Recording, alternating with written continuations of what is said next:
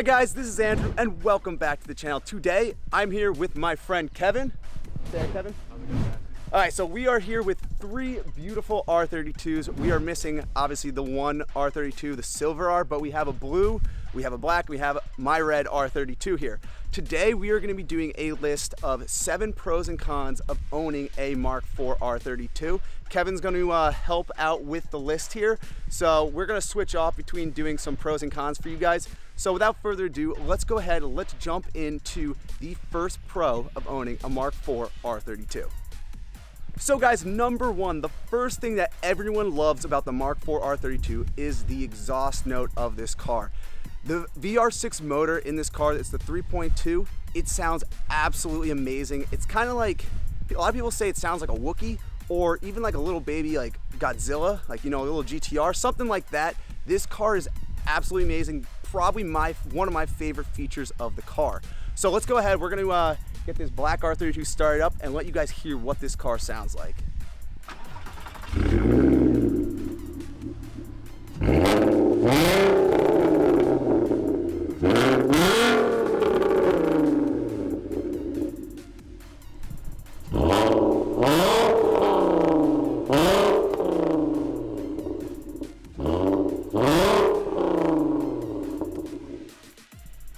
Alright guys, the second pro for the car is the all-wheel drive system. It's the first generation all-wheel drive system, 4Motion Haldex from Volkswagen.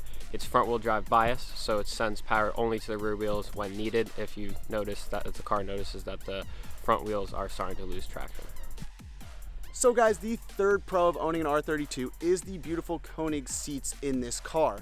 The seats are amazing. There's actually 2 options for the seats. The first is the leather option. This is the more common option. You see them pretty frequently on R32s, but the rare option are the cloth seats on the inserts for the R32. There are only about like 150 cars that had this cloth insert, and if you find one, it's definitely a rare and very desirable option to have for the car. The seats overall are super comfortable and inspires the driver to keep pushing the car more and more because it really just hugs you in that car and allows you to not fly around while you're driving and pushing the car to the limits. So definitely an awesome thing to have for the R32 and probably one of my favorite parts about the interior part of the R32.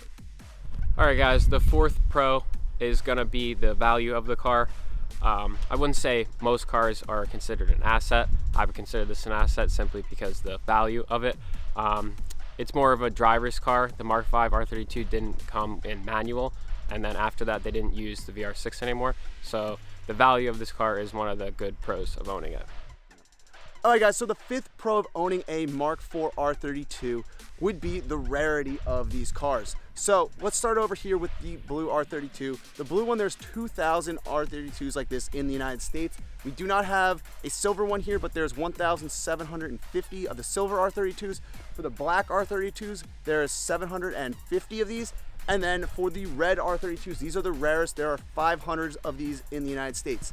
Now, if you have any of these cars and you have a cloth interior, that's even a rarer option. Like I mentioned before, guys, the cloth interiors, there's about 150 cars with these cloth interiors. So if you have an R32 with one of those cloth interiors, it's a very desirable car to have. So that is the fifth pro for owning a MK4 R32. Alright guys, the sixth pro is going to be the durability of the car. Obviously, if you know about the R32, you've seen these cars go well over 200,000 miles as long as you keep up with the maintenance. Biggest thing is going to be the timing chains. Then this is going to be a 100% solid car. Many people have been known to even daily drive them. Alright guys, so the seventh and final pro of owning an R32, it is the miles per gallon you will get with one of these cars. These cars average around, say, 25 to 27 miles to the gallon, but to be honest, it doesn't really matter. When you're driving this car and you're just going full out with it, that VR6 sound, as you heard before, is just absolutely amazing, and it's totally worth just driving. This car is such an inspiring and just enthusiast-oriented car that it really allows enthusiasts to push the car to the limit. Both of these two cars here are set up more as an enthusiast-oriented build. They're meant to be performance, they're meant to be driven hard, and that's what a lot of people do with these cars. So that's probably the main reason why people enjoy them so much. And just to top off everything, the MK4 R32s are worth so much more because they're enthusiast-oriented cars. So we'll finish off with that pro right there. We're gonna now jump over to the cons of the Mark IV R32. We have 7 cons to give you guys. They're pretty interesting ones. We'll see what you guys think. All right, guys, so let's go jump into now some cons of owning a Mark IV R32. So the first con we're gonna talk about of owning a Mark IV R32 is rust issues. So really none of these cars here have rust issues. They're all in very good shape, but just for example, where rust issues can be found.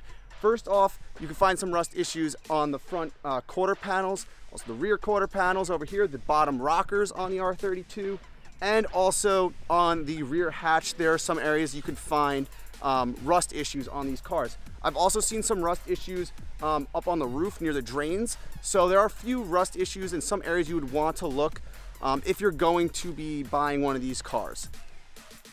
All right, guys, the second con of the R32 is actually with the Tornado Red specifically.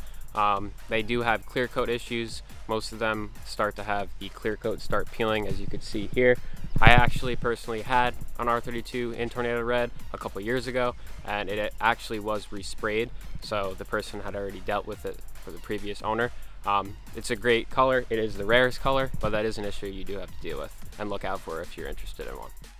Okay guys, so the third con of owning a Mark IV R32, I think this is it's not really a big con, but I think it's just something kind of funny. So as you all may know, there's also a Skyline R32, the GTR, and when you post pictures or you talk about owning a R32, say the Mark IV R32, everyone always assumes that you own a Skyline R32, and then you have to go ahead and correct them and tell them, no, you actually own a Volkswagen R32. And a lot of the time people don't understand the difference between the cars. So that is definitely, for me personally, a con. It's just always trying to inform and educate people on what an actual R32 is compared to, you know, the Nissan GTR R32. So that is, I personally think, a con for owning one of these cars. All right, guys, the fourth con of the R32 is the outdated infotainment system. Maybe in 2004 it wasn't too bad, but now recently is outdated. For example, there is no Bluetooth, there is no phone hookup for your phone. You're pretty much stuck with cassette, CD, or radio. So that is one of the downsides of the R32. So the fifth issue, or I'd say con of owning an R32, is how old these cars are, and it's getting harder and harder to find parts for these cars. Volkswagen has actually discontinued many parts on this car. For example, I know recently they just discontinued the front bumper on the R32. So if you want to find an OEM front bumper, good luck. It's going to be super expensive to find one for these cars.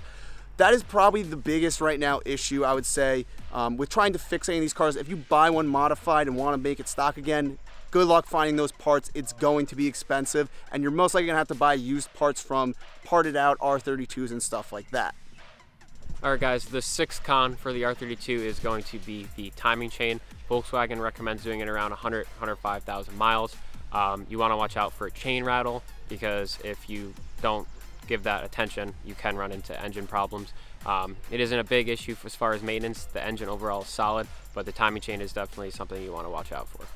Okay guys, so the seventh con of owning a Mark IV R32 would be the pixelated screens on the cluster for the R32. So whoever actually owns an R32, you know what I'm talking about. I'll throw you guys on an actual little pan here so you can see what I'm talking about.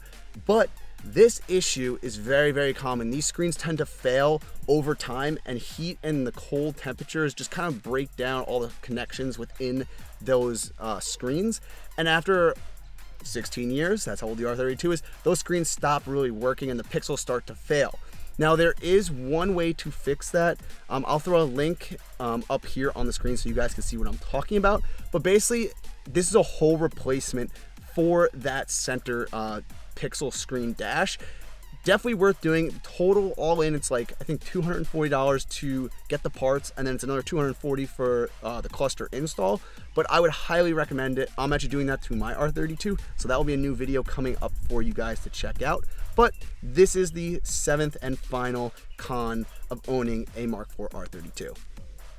All right guys, we are gonna wrap it up. We want to give a huge shout out to Kevin over here. Wanted to give him a thanks for coming over and participating in the video. I hope you guys enjoyed the 7 pros and cons of owning a Mark IV R32. If you guys enjoyed the video, go down below, smash that like button, and subscribe to the channel. I would really appreciate it. Until next time, guys, my name's Andrew. I'll see you guys in the next video. Peace out. Alright guys, so another con of owning just all Volkswagens in general. They are known for having issues with check engine lights, dashboard lights. You'll hear a lot of people saying, is your dash light up like a Christmas tree? Stuff like that. The R32s and other Volkswagens are known of having these issues. Do any of you guys have dash lights on your cars? He has an airbag light. You have an airbag light. Well, we have one airbag light on the car. Surprisingly, my car has no lights, nor does Kevin's car, but the blue R here does have an airbag light. So interesting, but that's another con I would say of owning a Volkswagen in general.